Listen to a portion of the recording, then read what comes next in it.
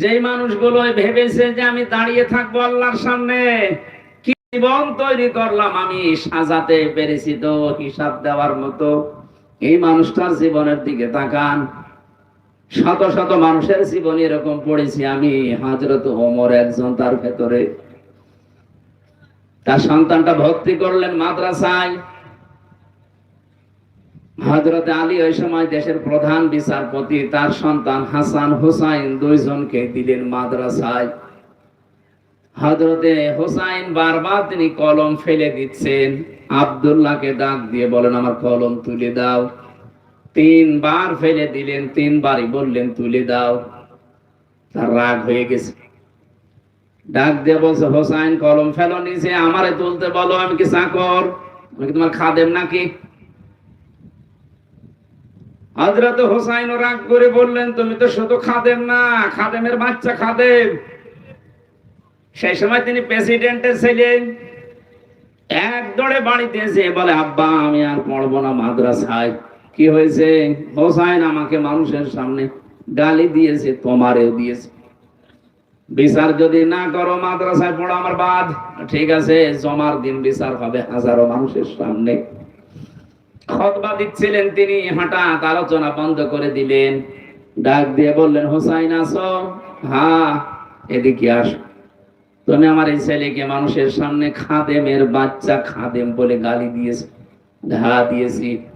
কেন দিলে? ইমাম হুসাইন ডাক দিয়ে বলে খলিফা বুকে হাত দিয়ে বলেন তো আপনি কি আমার নানার খাদেম ছিলেন না?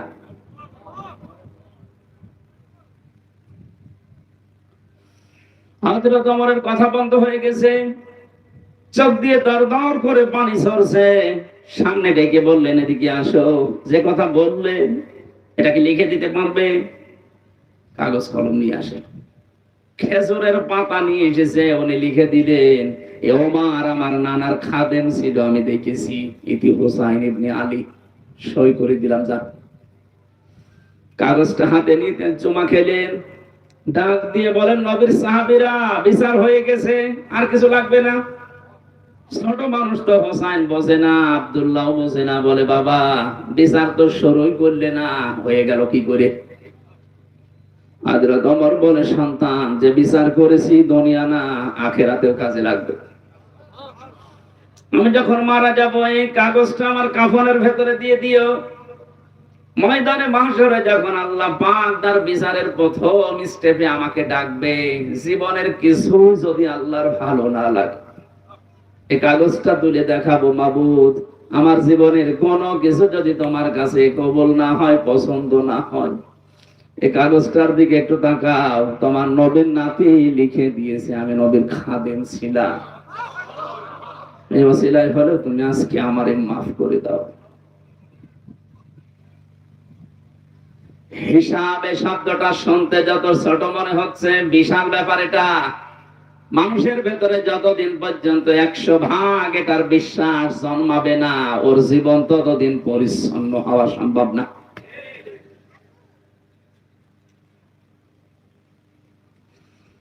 বিচারের প্রথম ধাপে যেহেতু আল্লাহ আপনাকে একা ডাকবেন, কেউ সাথে থাকবে না। 5 নাম্বার যে প্রশ্নটা, এইটাই আমার আসল বিষয় আজকে। ওয়ান ইলমিহি মাযা আমিলা ফিহি, তোমাকে যতটুকু জ্ঞান দেওয়া হয়েছিল, যতটুকু তুমি জানতে, তার কতটুকু মানতে, এটা বলো আজকে। হযরতে তালহা রাদিয়াল্লাহু তাআলা আনহু এবং আবু দারদা রাদিয়াল্লাহু তাআলা আনহু, এই দুইজন মাঝে মাঝেই বলতেন নবীর সাহাবীরা, নবীর মুখে যত কথা শুনেছি, যত হাদিস শুনেছি, সবচেয়ে বেশি ভয় হয় হাদিসের এই অংশটার দ্বারা, যতটুকু জানতে তার কতটুকু মেনেছো ওইটা বলো। আমার মনে হয় এ প্রশ্নে আমরা অধিকাংশ মানুষই ধরা খাবো। কথা বলে না কেন? যা জানতে তার কতটুকু মানতে, এটা বলো, তারপরে সামনে যাও। এখানে জ্ঞান অনুযায়ী যারা আমল করে এরা আল্লাহর ভাষায় আলেম, জ্ঞান অনুযায়ী যার আমল নেই আল্লাহর ভাষায় জালেম। তাহলে বড় কারা আমি বোঝাতে চেয়েছিলাম, আল্লাহর ভয় যাদের ভেতরে আছে এরা আল্লাহর কাছে বড়। আল্লাহকে বেশি ভয় করে আলেমরা। আলেম ওই লোকটা যে তার জ্ঞান অনুযায়ী কাজ করে। পৃথিবীতে জ্ঞান অনুযায়ী কাজ করেছে সবচাইতে বেশি নবীরা। কথা বলেছেন এখন। নবীদের উপরে জ্ঞানের উপরে কাজ করা মানুষ দুনিয়ায় আছে। আপনি তাকান তো তাদের দিকে। কোরআনে কারীম জানিয়েছে ইয়া হাসরাতান আলাল ইবাদ মা ইয়াতিহিম মির রাসূলিন ইল্লা কানু বিহি ইস্তাহজিউন। সূরা ইয়াসিনের 30 নম্বর আয়াতে আছে আল্লাহ পাক বলেন আমার বান্দা বান্দীদের জন্য আমার আফসোস আক্ষেপ যেমন কোন নবী রাসূল পাঠালাম না যার সাথে সমসাময়িক মানুষেরা ঠাট্টা করে নাই, বিদ্রোহ করে নাই, মারধর করে নাই। নবীদের চরিত্র খারাপ ছিল এই জন্য মারত, দেশ থেকে দাঁড়িয়ে দিত। বলেন যত নবী আমি পড়েছি যেমনি প্রতিটি নবীর তাকান তাদের দিকে, অধিকাংশ নবীর নাম পর্যন্ত উম্মতরা পাল্টিয়ে দিয়েছে। হযরত ইব্রাহিম নবীর নাম ওই জামানায় তার উম্মতেরা পাল্টিয়ে আব্রাহাম লাগিয়ে দিয়েছে। হযরত মুসা আলাইহিস সালামের নাম খ্রিস্টানরা ইহুদিরা পাল্টিয়ে দিয়েছে জোসেফ। আমি যতগুলো ইহুদি রাষ্ট্রে গেছি ইহুদিদের সাথে আমি যতটুকু মিশেছি ওরা মুসা নবীকে বলতে জোসেফ এটা বোঝে। খ্রিস্টানদের সাথে যত মিশেছি ওরা হযরত ঈসা আলাইহিস সালামের নাম পাল্টিয়ে দিয়েছে যিশু। মুসলিম বিজ্ঞানী ছিল আল-কামি, তার নাম পরিবর্তন হয়ে গেছে আল-কেমিস্ট্রি। বিখ্যাত সাহাবী ছিল বিশ্বনবীর হযরত জাবের, তার নামও পাল্টিয়ে দিয়েছে আল-জাবরা। আজ বিশ্বের দিকে তাকান, এই দেশে যারা আলেমদের নাম পরিবর্তন করার হিড়িক তৈরি করেছিল এই মেনন ইনু আল্লামা আহমেদ শফি এত বড় আলেমের নামও পাল্টিয়ে দিয়েছে তেতুল হুজুর। বিশ্বনন্দিত মুফাসসিরের নাম পাল্টিয়ে দিয়েছে দেল্লু শিকদার। এখনো পর্যন্ত তার ইতিহাস আছে, আপনি তাকান তার সার্টিফিকেটে লেখা দেলাওয়ার হোসাইন সাইদি। দেল্লু শিকদার আর দেলাওয়ার হোসাইন জীবনও এক না। আব্দুল কাদের মোল্লার নাম দিয়েছে কসাই কাদের। আমি কয়েকদিন আগে গিয়েছিলাম ফরিদপুরের সদরপুরে। এ মহান ব্যক্তির কবর জিয়ারত করে ওনার গ্রামের যত মানুষ, যে মানুষের কান্নাকাটি দেখেছি সবাই বলছে কসাই কাদের আর আব্দুল কাদের মোল্লা এক না। আমার নামও পাল্টিয়ে দিয়েছে, আমার নাম দিয়েছে পিসকে হুজুর। আমি তো পিসকে।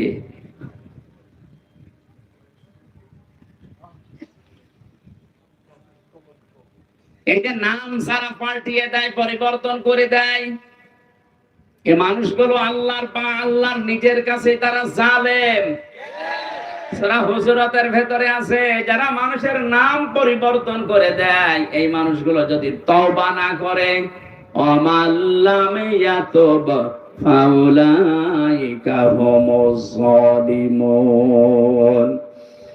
যে মানুষগুলো নাম পরিবর্তন করে মানুষকে ডাকো, যদি তওবা না করো তোমরা জালিম হয়ে মারা যাবা।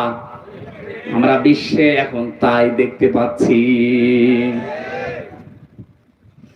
যারা এই কাজ করেছিলেন তওবা করেন। আলেমদের নাম যারা পরিবর্তন করে তালিকা করছিল, এক একজনের নাম এক এক রকম দিয়ে তালিকা করেছিল 116 জনের। আল্লাহ এত বেশি অপমান করেছে তারে, যেমন মুন্সিগঞ্জে বাড়ি কালামানিক, ওর ডিসি পর্যন্ত হয়ে গেছে। সুপ্রিম কোর্টের একজন বিচারপতি এত নিচে আল্লাহ নামাবে আমিও কোনোদিন কল্পনা করি নাই। কলা পাতায় শুয়ে আছে। আমার মনে হয় পৃথিবীতে আল্লাহ যদি আমাকে আর কিচ্ছু না দেখায় আমার কোনো আফসোস নেই। কালা মানিককে আমি যা দেখেছি আলহামদুলিল্লাহ।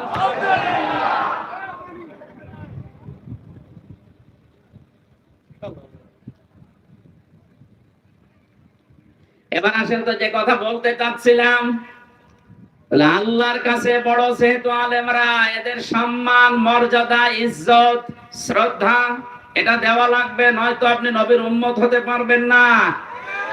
15.5 বছর আমরা এটা দেখেছি।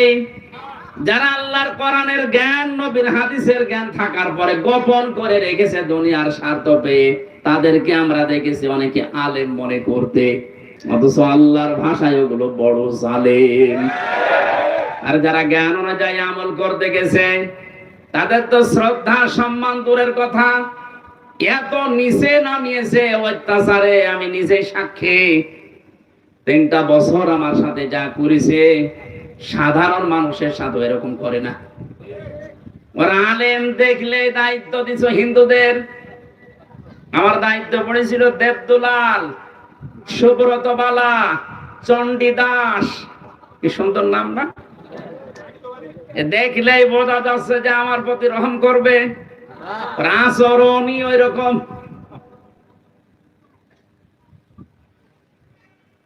কেন একজন মুসলমান যদি দিত অন্তত কিছু না কিছু হলেও তার ভেতরে যেহেতু আল্লাহ একজন আছে বিশ্বাস ছিল, সে আলেম দেখলে মনে করতো না, আর যাই করি অন্তত এর সাথে খারাপ কিছু করলে আল্লাহ আমারে ছাড়বে না। এমন মানুষকে দিয়েছে তো আল্লাহ পরকাল জানে না, আলেমোসা জালেমতা।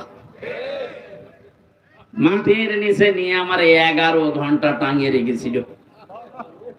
তা ভালোভাবে যদি টাঙাইতো, চোখ কালো কাপড় দিয়ে বেঁধে নিয়েছে, পায়ে ডান্ডা বেড়ি লাগিয়েছে, হাত পেছনে বেঁধে দিয়েছে, মাথায় দড়ি দিয়ে।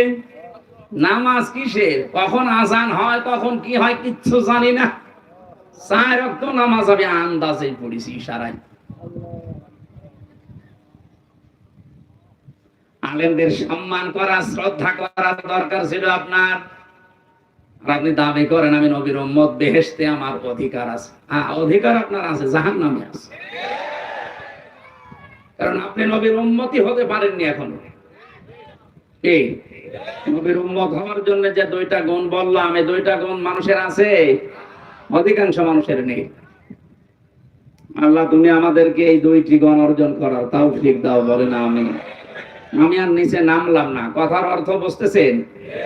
এটা রবিউল আউয়াল মাস, বিশ্ব নবীকে নিয়ে যা আরম্ভ হয়েছে আমাদের বাংলাদেশ, ভারত আর পাকিস্তানে, এটা বেশি অতিরঞ্জিত হয়ে যাচ্ছে। কেউ বাড়াবাড়ি করতে করতে এত উপরে তুলছে, আর কেউ ছাড়াছাড়ি করতে করতে একেবারেই ছেড়ে দিচ্ছে না। আমাদের মধ্যম পন্থা জাতি বানিয়েছেন আল্লাহ। ওয়াকাযালিকা জাআলনাকুম উম্মাতাও ওয়াসাতান, তোমাদেরকে আমি মধ্যম পন্থা জাতি বানিয়েছি। বাড়াবাড়ি করা যাবে না কোনো বিষয়ে, ছাড়াছাড়ি করে একেবারে ছেড়ে দেওয়া যাবে না, মাঝামাঝি থাকতে হবে। আজ ঈদে মিলাদুন নবী পালন করার জন্য রাষ্ট্রীয়ভাবে ছুটি দেওয়া হয়, অনুষ্ঠানের জন্য তাকিদ দেওয়া হয়। নবীর জন্মদিন পালন করার জন্য বিশ্ব নবী তাকিদ দিয়েছেন, কোন জায়গায় আপনি দেখাতে পারবেন? নবীজি কোরআন দিয়ে রাষ্ট্র চালাতে হবে এ বিষয়ে তাকিদ পেয়েছেন। আল্লাহ পাক বলেন ইন্নাল্লাযী ফারাদা আলাইকাল কুরআনা লারাদ্দুকা ইলা মাআদ। সূরা কসসের 85 নম্বর আয়াত প্রথম অংশে আছে, অবশ্যই আমি আল্লাহ কোরআনের আইন মানা ফরজ করে দিয়েছি। কি করে দিয়েছি? ফারাদাত, ফারজুন শব্দটা আছে, অবশ্যই কোরআনের আইন মানা ফরজ। অথচ 96% মুসলমান আমরা এই দেশে বাস করি। 53 বছর হয়ে গেল দেশটা স্বাধীন হয়েছে, কোরআনের একটা আইনও এই দেশে রাষ্ট্রীয় ভাবে কায়েম নেই। আপনি কি জবাব দেবেন? শুধুমাত্র নবীর মিলাদ, মিলাদ মানে জন্ম, মিলাদ মানে তার জন্মদিন নিয়ে আনন্দ করে জিলাপি আর খিচুড়ি খেয়ে মহব্বত দেখাচ্ছেন। অথচ বিশ্ব নবীর ইন্তেকালের 600 বছর পরে এটা মানুষ আবিষ্কার করেছে। আর আমরা জানি যেটা ইসলামে নেই। কেউ যদি নতুন করে ওটা তৈরি করে আবিষ্কার করে ইসলাম বলে চালিয়ে দেয়, ওটার নাম বেদাত। আর বেদাত যারা করে ওরা গোমরা, আর গোমরা যারা ওরা জাহান্নামী। আমি আপনাকে নবীর মিলাদ, জন্ম নিয়ে আলোচনা করতে নিষেধ করছি না, যেহেতু মহামানব তিনি, মহান নেতা আমাদের, আপনি করেন। কিন্তু শুধু মিলাদ জন্ম নিয়ে আলোচনা করে আনন্দ পেয়ে যদি শেষ করে দেন, তার জীবনের আসল উদ্দেশ্য যেটা সিরাত 40 থেকে 63, এই 23 বছর। কথা বলছেন এখন? আপনি 1 থেকে 40 বছর পর্যন্ত যদি মোহাম্মদ ইবনে আব্দুল্লাহকে না মানেন, আপনি জাহান্নামে যাবেন, এমন কথা কোরআন হাদিসে নেই। কিন্তু 40 থেকে 63 এই সময়টা যদি এই 23 বছরের 1 সেকেন্ড আপনি বাদ দেন, আপনি জাহান্নামে। আমি তো এটা বানালাম নাকি? কোরআনে কারীমের দিকে তাকান। লাকাদ কানা লাকুম ফি রাসূলিল্লাহি উসওয়াতুন হাসানাহ ইলা আখির আয়াত। সূরা আহজাবের 21 নম্বর আয়াতের প্রথম অংশে আছে, অবশ্যই তোমাদের জন্য মহত্তম আদর্শ আমি আল্লাহ লুকিয়ে রেখেছি রাসূলুল্লাহর জীবনে। কার জীবনে? ও নারায়ণগঞ্জবাসী, ভালো করে জবাব দেবেন। সারা আরব জাহানে 1 থেকে 40 বছর পর্যন্ত মুহাম্মদ রাসূলুল্লাহ কেউ বলেছে? বলেন বলেন। কি বলতো? মুহাম্মদ ইবনে আব্দুল্লাহ এই নামে ডাকতো তাকে। যদিও তিনি জন্মে পৃথিবী তৈরি হওয়ার আগে আল্লাহ তাকে নবী বানিয়েছে, কিন্তু ঘোষণা দেয়নি, ঘোষণা হয়েছে 40 বছর বয়সে। তাহলে এখানে বোঝার বিষয় এই, 1 থেকে 40 বছরে পুরা আরব জাহানে ওনাকে ডাকতো আব্দুল মুহাম্মদ ইবনে আব্দুল্লাহ, আব্দুল্লাহর ছেলে মুহাম্মদ বা আস-সাদিক আল আমিন। আমার এ পর্যন্ত ঠিক আছে তো? দ্বিতীয় নম্বরে ওনাকে রাসূলুল্লাহ ডাকা আরম্ভ হয়েছে 40 থেকে, বলেন বলেন, 40 বছরের আগে উনি রাসূলুল্লাহ হিসাবে ঘোষণা হয়নি। হয়েছে যখন নবুয়ত পেলেন 40 বছরে, ওই সময় নবী এবং রাসূল। তাহলে ওনাকে অনুসরণ করার জন্য আল্লাহর নির্দেশ 1 থেকে 40 না 40 থেকে 63। এই 40 থেকে 63 পরে 600 বছর পার হয়ে গেছে, কেউ নবীর জন্ম নিয়ে আলোচনা করে নাই, অনুষ্ঠান করে নাই, পটকা ফোটায়নি। আপনি কোথায় পেলেন? আপনি যদি আলোচনা করতে চান তাহলে 40 থেকে 63 এই 23 বছর করেন। এর ভেতরে দুনিয়া আখিরাত লুকানো। মানুষের এমন কোন দিক বিভাগ নেই যাই 23 বছরের ভেতরে আপনি পাবেন না, সব আল্লাহ পাকের ভেতরে লুকিয়ে রেখেছেন। জোরে বলেন সুবহানাল্লাহ। আমি আরেকটা কথা বলছি, শুধুমাত্র আজ যারা মিলাদ নিয়ে 63 দিন অনুষ্ঠান হচ্ছে বাংলাদেশে। কতদিন? 63 দিন। ওরা নাম দিয়েছে ঈদে মিলাদুন নবী। এই শব্দটা নতুন। আল্লাহর পক্ষ থেকে আমাদের নবীর কাছে 2টা ঈদের ঘোষণা এসেছে, ঈদুল আযহা, ঈদুল ফিতর। এ বাদে কোনো ঈদ আমাদের নেই। যারা এই নতুন ঈদ বানিয়ে আনন্দে আছেন, কান খাড়া করে শোনেন। আমি আপনার শত্রু না, আপনাকে আমি বাঁচাতে চাই। শুধুমাত্র জন্ম নিয়ে মিলাদ নিয়ে যারা পড়ে থাকেন, নবীজের 2 চাচা ছিল এরকম, সাল মিলাদে জন্মে তারা খুশি। একজন আবু তালেব আর একজন আবু লাহাব। আপনি তাদের 2 জনের পুরা জীবনী পড়ে দেখেন, 2 জনেই জন্মে আনন্দ করেছে। এত বেশি আনন্দিত ছিল আবু লাহাব, নবীজির জন্মের কথা শোনার পরে নিজের বাদী পর্যন্ত আজাদ করে দিয়েছে। যা আর একজন চাচা আবু তালেব নিজের সন্তান আলীকে কাছে রাখতো না। নবীর জন্মের পর থেকে যে কয় বছর বাইরে ছিল, এরপরে নবীজির দাদা ইন্তেকালের পর থেকে নবীকে সে নিজের বুকের ভেতর রাখতো। এই 2 জন চাচার পড়া জীবনী আমি পড়ে দেখেছি, এরা এত আনন্দিত, এত খুশি নবীর মিলাদে, নবীর জন্মে। কিন্তু 2 জনেই জাহান্নামী। 2 জনে কি?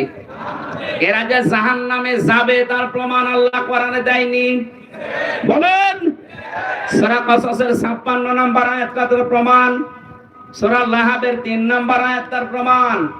ছায়া সলানা রংদাতাল লাহাব, অতি শীঘ্রই আমি আবু লাহাবকে লেলিহান আগুনে প্রবেশ করাবো। তার মানে এখান থেকে যে শিক্ষা বের হয়, শুধু নবীর মিলাদ নিয়ে, জন্ম নিয়ে যারা মাতামাতি করেন, আনন্দ করেন, জিলাপি খিচুড়ি খেয়ে শেষ করে দিচ্ছেন, আপনিও আবু লাহাবের মতো, আবু তালেবের মতো জাহান্নামে যাবেন। সিস্টেম অপর পৃষ্ঠায় দেখুন, নবীর আরো দুইজন চাচা, হযরত হামজা, হযরত আব্বাস। এই দুইজন চাচা শুধু নবীর জন্মে খুশি না, শুধু নবীর মিলাদে খুশি না, তারা নবীর সিরাতে, তারা নবীর জীবন পেয়ে খুশি। এই দুইজনের জীবনী পড়ে দেখেন তো। হযরতে হামজা নিজের জীবন পর্যন্ত নবীর আদর্শ মানতে গিয়ে দিয়ে দিয়েছে, 70 টুকরা হয়েছে, এরপর নবীর আদর্শ ছাড়ে নাই। আর এক চাচা হযরতে আব্বাস, তিনি নবীর আদর্শ পেয়ে এত খুশি ছিলেন, তার যে হাদিস বর্ণনা করা, মান যাকাত আমাল ঈমান, মান রাদিয়া বিল্লাহি রাব্বা ওয়া বি ইসলামি দীনা ওয়া বি মুহাম্মাদির রাসূলিল্লাহ সাল্লাল্লাহু আলাইহি ওয়াসাল্লাম নাবিয়্যা ওয়া রাসূলা, রাওয়াহু মুসলিম। হযরতে আব্বাস বলেন, কেউ যদি দুনিয়া ঈমানের স্বাদ পেতে চান, তাহলে আল্লাহকে রব পেয়ে খুশি থাকেন, ইসলামকে জীবন ব্যবস্থা পেয়ে খুশি থাকেন, আর মুহাম্মদ রাসূলুল্লাহকে নবী এবং রাসূল হিসাবে পেয়ে খুশি থাকেন। তিনি যদি খুশি না থাকতেন, এই কথা তিনি বলতেন? বলেন বলেন। তিনি কি বললেন শেষে? নাবিয়্যা ওয়া রাসূলা। যারা মুহাম্মদকে নবী এবং রাসূল পেয়ে খুশি, তাহলে উনি নবী এবং রাসূল হয়েছিলেন কত বছর বয়সে? আরো জোরে। 40 থেকে 63 আপনাকে মানা লাগবে। সেই নবীর জীবনে আমি 31টা পাঠ পেয়েছি, পুরা জীবনটা পড়ে আমি 31টা পাঠে ভাগ করেছি। একটা ভাগ আজকে আপনাদের সামনে রবিউল আউয়াল মাসে, যেহেতু কালকে 12 তারিখ ছিল, আজকে 13 তারিখ, গুরুত্বপূর্ণ এই সময়ে তার সিরাত থেকে, তার আদর্শ থেকে কি নেওয়া দরকার আমাদের, 31টা পাঠের মতো একটা পাঠ নিয়ে আজকে আলোচনা করব। আমার আজকের আলোচনার বিষয় হচ্ছে নবীর আচরণ। কি বললাম? বলেন বলেন। অনেকে মনে করে এটা দুনিয়ার বিষয়, আচরণ, ব্যবহার, আচার আচার না, এটা আখিরাতের সাথে সম্পৃক্ত। বিশ্বনবী বলেন, মানুষকে সবচাইতে বেশি জান্নাতে নিয়ে যাবে মানুষের আচরণ আর আল্লাহর ভয়। সুবহানাল্লাহ বলতে পারেন নাই? আকুলু লিন্নাসি হুসনা। মানুষের সাথে যদি কেউ আচরণ করতে গিয়ে, ব্যবহার দেখাতে গিয়ে হাসি মুখে কথা বলে, তাও সাদকা দেওয়ার সওয়াব হয়। 31টা পাঠ ভাগে ভাগে যদি কথা বলতে হয়, পুরা কোরআন, আল্লাহর নবীর চরিত্র, আমরা একটা পাঠ বেছে নিলাম, আচরণটা দেখি। আল্লাহ পাক কি আচরণ তাকে দিয়েছিলেন? কোরআনে কারীম জানাচ্ছে, ওয়া ইন্নাকা লাআলা খুলুকিন আযীম। হে নবী, আপনি মহান চরিত্রের উপরে প্রতিষ্ঠিত। এখানে যারা আলেম আছে তাদেরকে বলছি, এই যে আযীম, এই শব্দ আল্লাহ কোন নবীর নামের সাথে দেননি। আল্লাহ পাক নবীদেরকে বিভিন্ন সময় তার নিজের নামটা দিয়েছিলেন, গুণবাচক নাম, যেমন হালিম। আল্লাহ ইসমাইল নবীকে হালিম বলে ডাক দিয়েছিলেন। হালিম মানে চাচা হালিম। কি হালিম মানে? সহনশীল, ধৈর্যশীল। হযরত ইসমাইলের আরেক ভাই ছিল ইসহাক, তাকে আল্লাহ ডাক দিয়েছিলেন ফাবাশশারনাহু বিগুলামিন আলীম।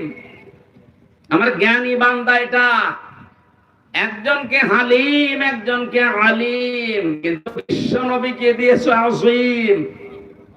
এত বড় মহান চরিত্র আপনাকে আমি দিয়েছি, কিয়ামত পর্যন্ত মানুষ শুধু অনুসরণ করে যাবে, কোল কিনারা পাবে না। সেখান থেকে সূরা আলে ইমরানের 159 নম্বর আয়াতটা পড়েছি। বিশ্ব নবীর আচরণ, তার ব্যবহার কেমন ছিল, তার জীবনের প্রতিটি পদে পদে আমাদের জীবনকেও আমরা মিলাতে চাই। কথা বলেন ঠিক কিনা? আল্লাহ পাক বলেন, ফাবিমা রাহমাতিন মিনাল্লাহি লিনতা লাহুম ওয়ালাউ কুনতা ফাসসান গালিযাল কলবি লানফাদ্দু মিন হাওলিক। আল্লাহর যত রহমত, এই পৃথিবীতে যত রহমত আল্লাহ দিয়েছেন তার ভেতরে অন্যতম দয়া রহমত আপনার প্রতি এই যে আপনি মানুষের সাথে কোমল আচরণ করেন, নরম আচরণ করেন। আপনার যদি ভাষা কর্কশ হতো, আপনি যদি বদ মেজাজি হতেন, আপনি যদি খিটখিটে মেজাজের হতেন, আপনি যদি কঠোর হৃদয়ের অহংকারী হতেন, তাহলে মানুষ আপনার চারিপাশ থেকে দূরে চলে যেত। ফাআফু আনহুম, মানুষের জন্য ক্ষমা প্রার্থনা করেন, মানুষের জন্য ক্ষমা প্রার্থনা করেন। আস্তাগফির লাহুম, তাদেরকে ক্ষমা করে দেন। নিজে তো ক্ষমা করবেন এবং তাদের জন্য নিজে ক্ষমা চাবেন। ওয়াশাবিরহুম ফিলাম, দুনিয়ায় যে কোনো কাজে তাদের পরামর্শের ভিত্তিতে করবেন।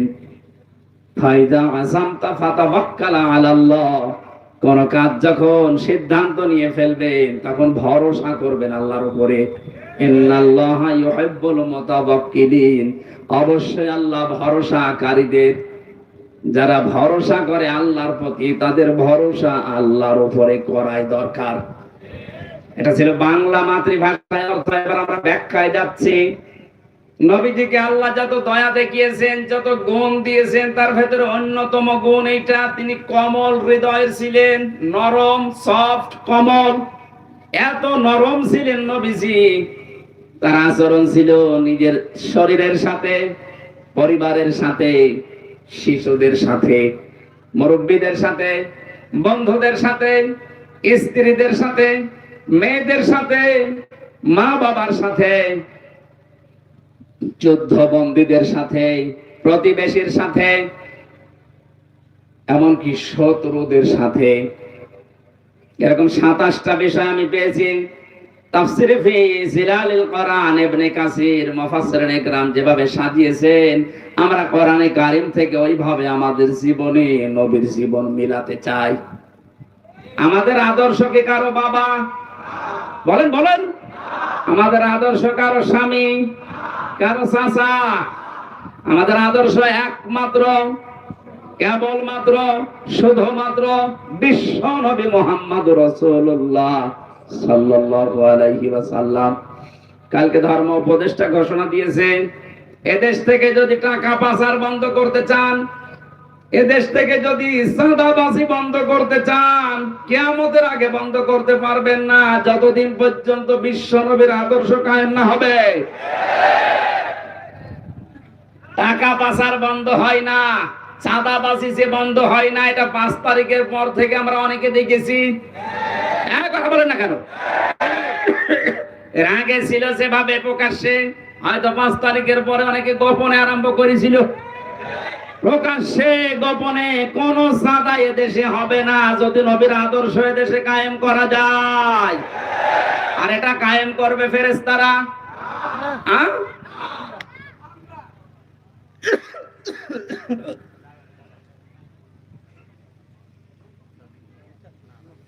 কিছু লাগবে না। শিশুদের সাথে নবীজি যে আচরণ করেছিলেন, হাদিস হযরত উমাইর, এদিকে তাকান, হযরত উমাইর খেলা করছিলেন। বিশ্ব নবী মসজিদে নববীতে যাবার সময় দেখলেন, দৌড়িয়ে আসলেন হযরত উমাইর, ডাক দিয়ে বলেন, উমাইর তোমার সেই হলুদ পাখিটা কই? হযরত উমাইর কেঁদে ফেললেন, ডাক দিয়ে বলে, ইয়া রাসূলুল্লাহ, একটা বিশ্ব নবী, তামাম দুনিয়ার জন্য আপনাকে আল্লাহ নবী আর রাসূল করে পাঠিয়েছে, আপনি আমার মতো ছোট মানুষের খবর রাখেন, এমনকি আমার পাখির খবর পর্যন্ত আপনি রাখেন।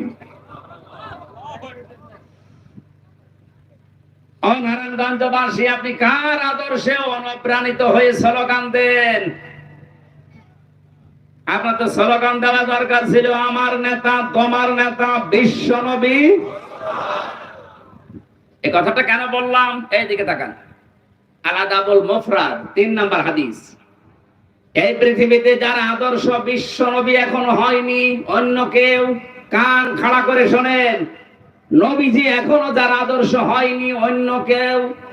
আপনি মারা যাবেন, আপনি নামাজ পড়তে পারেন, রোজা রাখতে পারেন, দাড়ি রাখতে পারেন, জুব্বা গায়ে দিয়ে হজ করতে পারেন, এখনো যদি আপনার আদর্শ নেতা বিশ্ব নবী না হয়ে অন্য কেউ হয়, আপনি মারা যাওয়ার সঙ্গে সঙ্গে বিনা বিচারে বিনা হিসাবে জাহান্নামী। নিয়ে আসেন, কোন মহারথী নিয়ে আসবেন, এবার নিয়ে আসেন।